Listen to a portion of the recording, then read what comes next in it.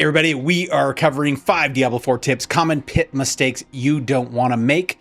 We are going to be looking at how to choose the best pit level for you, what things can we do every single time to increase how fast we can do them, and what to do with our glyphs to get the most power the fastest. So the very first mistake that most players are making is choosing too low or too high of a level. So when we're coming in here and we're choosing, it matters a lot, because first our clear time. The fastest way to make sure that we are getting more reward for our time spent in is not how many pits we complete, but how fast we can do each and every one. If you can finish a pit in 3 to 4 minutes versus 10, that's a significant jump, even if you have to come down a series of levels to make that difference. Now, it's a pretty huge change, even between 5 levels. So just knowing kind of the feel for you. If you find that you're getting that timer bar close to like halfway through before you finish the boss at the end, well, anything you can do, bring that level down a little bit until you're closer to like a quarter or, or less, then you know that you are making a very efficient run and it's very good for your build. That means you have good clears, you're not having problems with the boss, and you can then use a lot of the tips we're going to be talking about when it comes to glyphs to get that extra power to then push up the level while you're still keeping a really solid clear. Now, the second mistake people make is pits are about speed. For most builds, if you want to have the most efficient clear, it's getting a group of monsters together and then hitting them all with all of your abilities. When it starts to get like you have 1 or 2 left, just leave them and move on to the next pack. It even makes sense to just kind of move to the next pack, and even before you clear them, move to the pack that's close to them so they all group together and you can clear even faster. But making sure that you clear every single little monster is just stealing a lot of time. There is an endless amount of monsters in pits. If you keep going, you'll just be able to do that first big burst, kill 80% of them, move to the next group of monsters or mob, and then you can just speed through like crazy. Now, there is a number of things you can do to increase the speed, but nothing is probably more important than the incense and elixirs that you choose. Outside of your build, these are the things that anybody in any build can do, is just making sure you are using your consumables, that you choose one that is helping you with clearing and maybe getting more speed or even a little bit of bonus experience or a lot of bonus experience. So you're also getting those points into your Paragon boards so you could actually map out to the new glyph spots and get your glyphs active. If this is really early for you, it is more important to get another glyph online than almost anything. If you're just leveling up the glyph while doing the pit that is not equipped, that's nice, but it's not going to give you more and more power as you go. And we'll be looking at how to maximize that in just a little bit.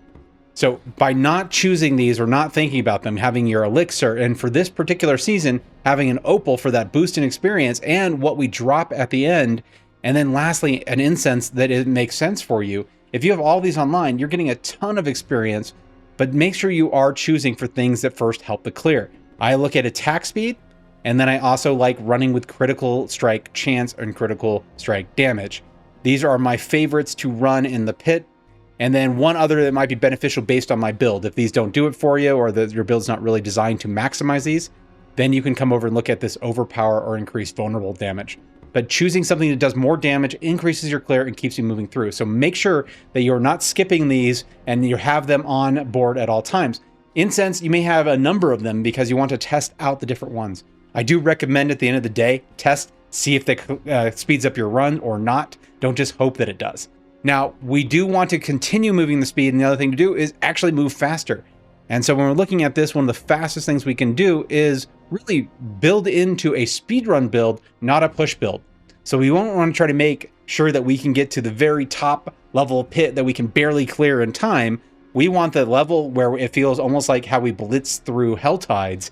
And then we're just increasing the speed on our boots or even our amulets or running that extra temper. But just make sure that you do pay attention to that and get speed where it matters. Now, don't trade clear for speed necessarily. Running to the next pack and then taking forever to clear it isn't going to be that helpful. So you still do want to make sure you have AoE clears where you're doing more damage to all the monsters around you. And again, just not targeting to clear every single thing that moves. But getting more speed on your boots is going to matter. Now, another thing you can do is in this season of Vessel of Hatred, we have our mercenaries, and there is no mercenary better for speed runs than Variana. She is absolutely insane. So let's go in here and just look at her main skill. This is her primary thing. She creates points to a thing called Massacre. As Massacre goes up, so does our movement speed. You can look at that 10, 25, 50.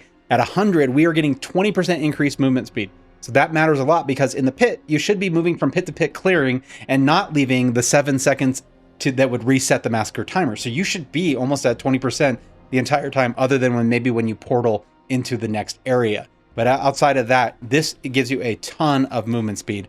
She also has decent abilities that can do additional things that can help pull things together, whatever else that you need. Just look through it and just think for speed runs. How do I get more monsters clustered, more area damage, and move it crazy, crazy fast?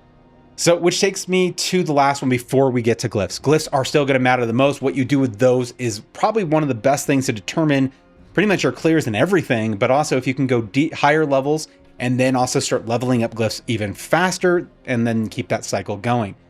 Now, another huge mistake people make is when they come out of their runs, they come in and maybe they have a handful of things like this, and they could easily do a number of runs, even if they get the same amount. This would be actually a little bit high for pits, but if they could actually run easily 4 runs before they have to go do anything in their bag and with their blacksmith.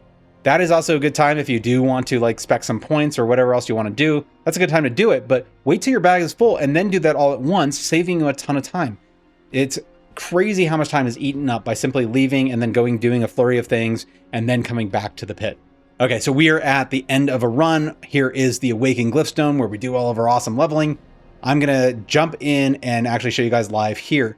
So one of the things that you want to do, the very first thing, is when you're starting to level up your glyphs, you want to target on one only. So you want the first round, you're gonna get your extra radius for a glyph when it gets to level 15. So whatever glyphs you pick, if you just focus on one until at least they're all 15, you do the first one at 15, that's gonna be the biggest jump of power you're gonna get.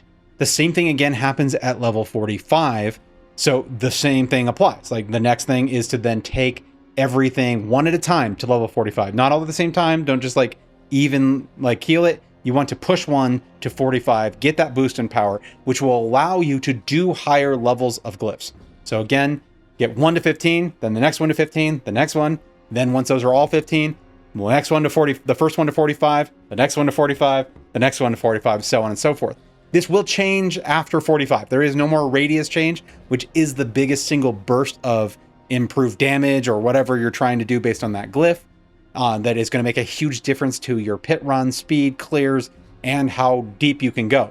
As you do higher levels of difficulty, you do get more points for the earlier stage of glyphs. You can actually level up glyphs significantly faster if you're doing a much higher pit level and then the glyph level is low still. And so there is some sort of equation. I still not have figured out exactly where these lines are. It seems like they're using some weird math, but just know that the farther the level of your glyph is from what you're running, the faster you can level that glyph because you get multiple level points for each point you put into it. Each run is going to give you those 4 points, but how many it counts for when you level up lower glyphs is going to be increased. Another thing you can do that I see a lot of people make mistakes on is even in that thing where I say, hey, level 15, then 15 on the next one, make sure that you're starting with the ones that are equipped. It's beneficial to have those things, the other ones leveled to 15 or leveled to 45 that you aren't not using, but they don't add anything to our clears. So though it's convenient, it's not necessarily the most beneficial. The best thing to do would be then to go to 15 with your equipped, like say you only have 2 that are equipped in your Paragon board. So if I was just set up in here and I only had my starter board and then maybe enough to get to 1 more glyph socket, I'm just going to level these 2. I'm not going to put the points in the ones I'm about to have until I get close. If I start leveling up a lot and I'm moving, and maybe when I open up this one, I'm pretty close to this glyph. And so maybe it's time to start leveling that up so as soon as it comes online, I can put it in.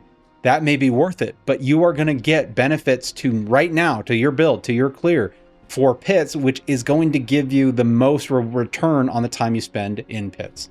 So now you may be wondering, Joel, that's good. I understand from 15, I'm going to max out 1 at a time. And at 45, I'm going to max out 1 at a time until I have that. Only the ones that I have equipped, so I get immediate power. But what do I do after they're all 45? So I have been kind of playing with the different strategies and really thinking about them. And I was wondering if it was best to take 1 to 100, but because the difficulty of the pit determines how many points you get compared to the glyph, then if I'm doing lower glyphs, I actually get more points to put in. So where I may take my one right here that's 80, maybe I only get 1 point for for each point that I put into it. So if I take these available upgrades and I put into this one, I may only get one bonus or one level to it. Versus if I take one of these at like lower 50, I'm going to get +2. So here's right here, Fulminate, I have a chance to get +1. So I might get +2. But if I come down here to 50, I'm also getting additional +2. So that's +3 for my leveling. So I can get a lot more points to this glyph and get a bigger boost in power. So what I then started doing is just kind of capping. Now I went everything to 50, then to 60, then to 70. And that's how I'm going to move up the rest of the way. This will allow me to get more and more powerful and then push higher and higher pits alongside everything else I'm doing. It's still hunting down mythics and all that fun stuff. Now, I do recommend when you're running a lot of pits, it can get old. And so I do recommend that you do other things. The power is worth it. That is probably one of the best places to go to keep getting more and more powerful. But you also need to get the Paragon points so that you can actually spec into the other glyph slots, especially early on. The more you have online, the more active power you have. And that's what's going to matter. So a lot of times I'll even early on do a rotation where I'll get the 2 glyphs that I have, but then as soon as those are kind of where I want them, or at least at 15, I'll go get the Paragon points somewhere else where I know the experience is even better by doing, say, the Infernal Hordes, which is still one of my favorite places for gaining experience. Then speccing into those new glyphs and going back to the pit to get that to 15 or 45, whatever the level is at the time that I'm playing. Now, this season has opened up one of the craziest places to really target farm for gear or aspects that you're looking for, build up that Codex of Power, and that is running the Kurast Undercity. If you want to know how to max out every single run, make sure you catch this video here.